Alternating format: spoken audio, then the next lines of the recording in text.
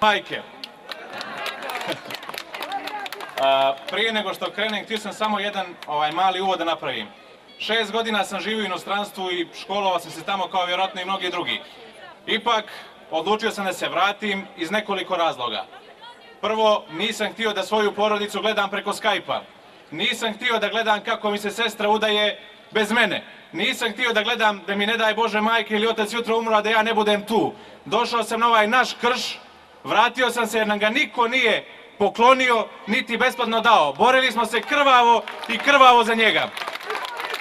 I treba da znate da smo mi Crnogorci, slobodarski narod slobodarskog duha, nisu nas slomili mnogi okupatori kroz istoriju, pa neće ni ovaj koji sjedi malo dalje odavde.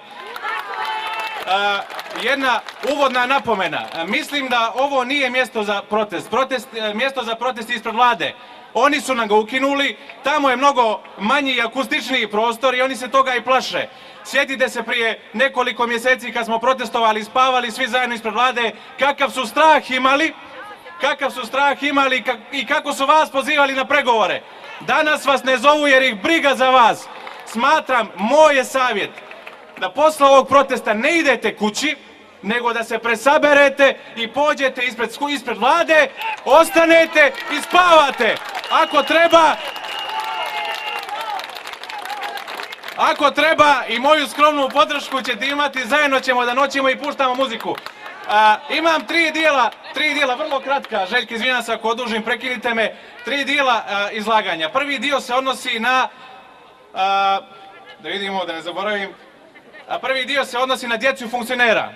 Samo ću 3 primjera da navedem.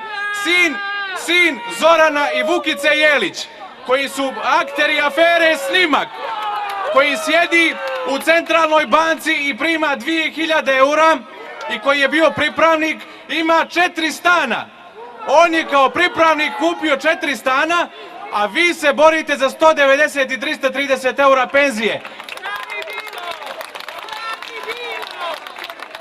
Sin Mila Đukanovića,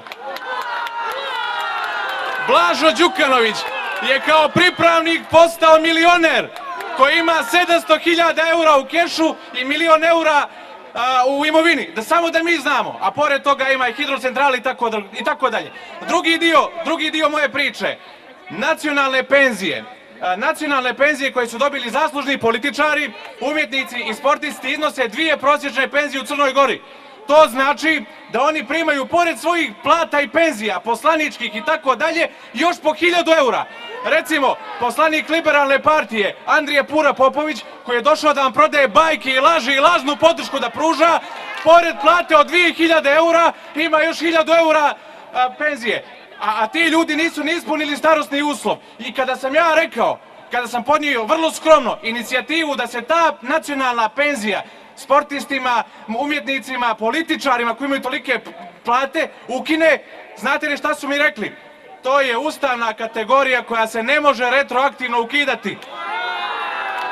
Dakle, političare, partijske vojnike čuvaju, a vama uzimaju novac. I treći dio mog govora, izvinjavam se što sam ovoliko odužio, se odnosi upravo na vas. Evo, Vesko Pejak je rekao dobar dio onoga što bih ja rekao. 22.000 žena je pogođeno sa ovom nadoknadom. Puta njihove porodice 100.000 ljudi. Danas ovdje nema ni 1.000. To je ogromna kritika na njihov račun. I ako misle da će ovih par heroina koje su se mrznule po kiši, po snijegu, po suncu, bez hleba, molile da im neko drugi donese hranu jer je nemaju. Ako mislite da će one da se izbore za vaše penzije, neće. Morate da dođete svi.